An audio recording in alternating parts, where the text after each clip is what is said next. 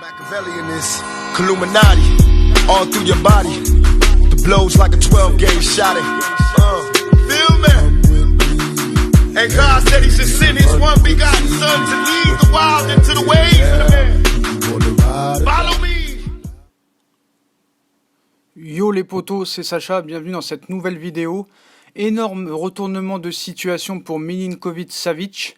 Alors que l'agent de Sergej Milinković-Savić, Mateja Kezman, serait en Angleterre pour boucler le transfert du Serbe, également suivi par le Paris Saint-Germain, à Manchester United, les Red Devils ne pousseraient absolument pas pour finaliser l'opération, bien au contraire. Donc selon la tendance qu'on vous évoque, Sergej Milinković-Savić était tout proche de signer à Manchester United, où il remplacerait Paul Pogba sur le départ. Représentant du milieu de terrain de la Lazio, Mateja Kezman se trouvait en Angleterre pour finaliser les derniers détails de l'opération. L'indemnité de ce transfert devait s'élever à 80 millions d'euros. Les différentes parties seraient dans l'attente du départ de Paul Pogba, au Real Madrid, ce qui entraînerait un échec dans le dossier Milinković-Savić pour Leonardo et pour le PSG, comme on vous l'avait dit. Mais la vérité serait bien différente, que ce soit pour le Serbe ou pour le Français. Manchester United ne formulerait aucun intérêt pour Milinković-Savić. Et d'après nos informations, Manchester United ne ferait pas du tout le forcing pour parvenir à obtenir la signature de Sergej Milinković-Savić.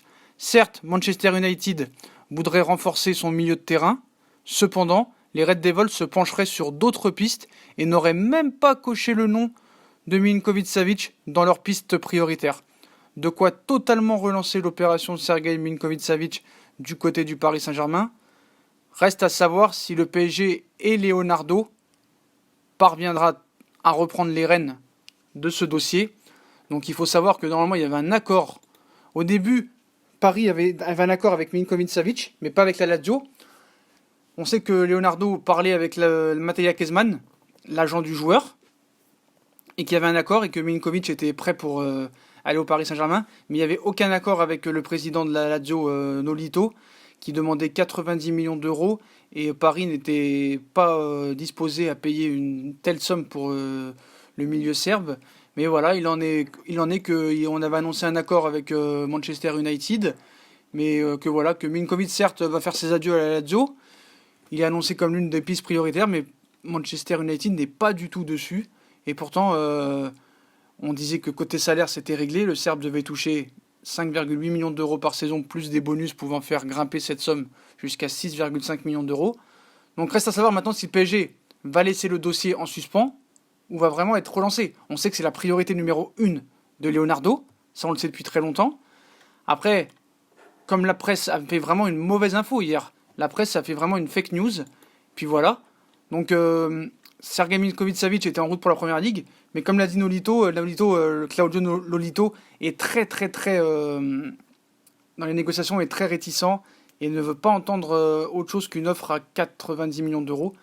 Comme il l'avait dit à une époque, on nous volait des joueurs, nous étions une terre d'achat, mais ce n'est plus comme ça. Les joueurs partent seulement si cela est bénéfique à la Lazio. Nous dictons nos propres règles. Personne n'a dit que Milinković-Savić partira. Peu importe les envies, il faut respecter le club et les supporters de la Lazio. Pour le moment, il n'y a pas de situation propice à son départ.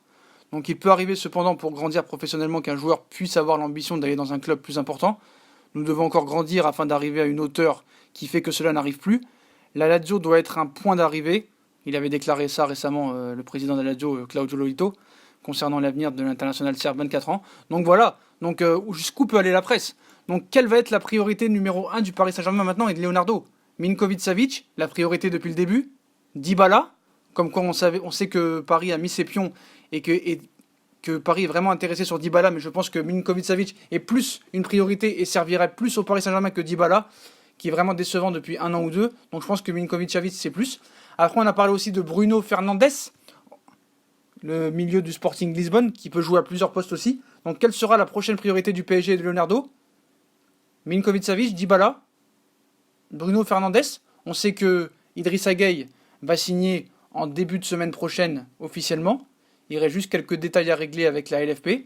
Mais voilà, en tout cas en ce qui concerne Dybala, c'est une piste prioritaire aussi. Mais je pense que de mon avis, Leonardo devrait plus se pencher sur soit Milinkovic-Savic, et en cas d'échec de Milinkovic-Savic, se pencher sur Bruno Fernandes, parce que c'est deux joueurs qui pourraient plus t'apporter dans des milieux relayeurs ou peut-être milieux offensifs plutôt qu'un Dybala qui est plus nonchalant et numéro 9 ou derrière l'attaquant. Donc voilà. Donc si Milinkovic-Savic ça se fait pas, faut mieux se retrancher sur Bruno Fernandes.